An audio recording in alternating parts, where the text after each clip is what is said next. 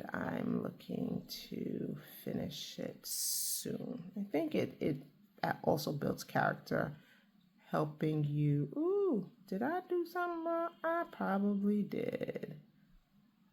Ooh, see, look, I got 4. And this is why I started doing the markers on the repeat, because it's supposed to be light, dark, light, and then 3, and then light, dark, light.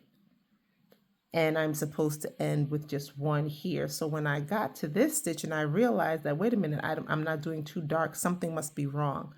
Thank goodness, because imagine having done this entire row, 264 stitches, only to realize that you're off, and then to try and find it, kill yourself, right? So that's the good part about why I like using markers, as many as I have. It might not look cute at first, but it'll save you in the long run. And it makes you catch your mistakes a lot faster and take them out right then and there than when it's to the point where you're like, you know what, I don't want to do this.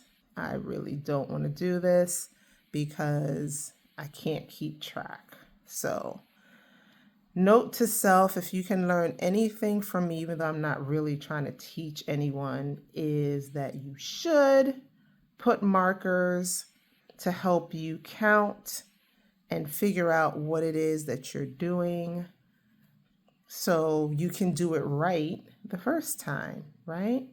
Okay, so I'm going to fix what I did. Thank goodness I only had to go back 12. Ooh, goodness. Just thinking about it, it gives me a little stress. Like, imagine if you had.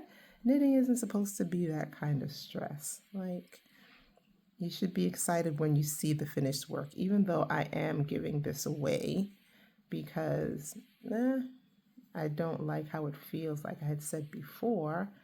I still want it to look good. You know, I take pride in the work that I do, and that's it. But anyway, let me finish this. And I don't know if anybody wants to ever attempt to do a fair isle. I don't know if anyone's ever really explained it to you, because most of the charts and the patterns, they just have it there and they expect you to understand what's going on, and you don't. Like dark light. And this is probably why I didn't really do a lot of this on camera, because you do need to pay attention, and if not, you'll keep taking things out. But it helps when you learn how to read the pattern and you have a system, you can figure it out a lot faster, right? So there's that. Look at me multitasking, talking, knitting, counting, keeping in pattern. Oh, I got skills. Now let me stop. But yeah, see, so I'm ending the way that I should be ending, with 2, and then the pattern itself is like a 3. What is it? So 3, 2, 3, light, dark, light, repeat for this particular row. But anyway, let me go through this chart really quickly. It's easy. It's like, just imagine that you're knitting, right? And when you knit from right to left. This tells you how many rows are in the chart. This tells you how many stitches across the row. And you knit from from right to left. If you're doing circular needles, there's not any going back and forth. So you would always just read the chart from right to left, and you would go up to the next row, right to left, and on and on and on, all the way up. But if you are not dealing with circular needles, or knitting in the round as they call it, one row goes this way, Then the second row goes the other way, third row goes this way, fourth row that way, and that works out to the odd rows are on the right, the even rows are on the left, and because it's typically a stockinette, the even rows are purled, the purled going back, and the odd rows are knitted going to the right. So let me say that one more time. The odd rows are knitted from right to left, and the even rows are purled from left to right. And you just go up and back and forth like that, kind of mimicking how you knit. And then there'll always be some kind of symbols in here. There's usually a key that explains that.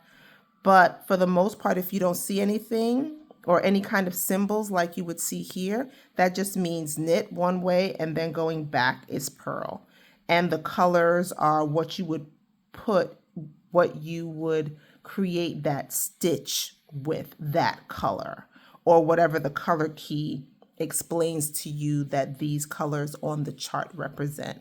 And you just work the chart and call it a day.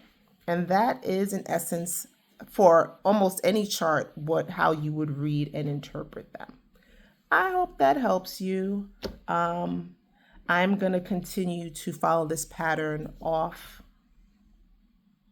camera so that I can finish it and not make as many mistakes as I did. I swear, I probably made one mistake from I started working the chart until I started talking about it now. But you get the gist. I wanted to just show the work, show where I am, because I'm kind of proud of it, right?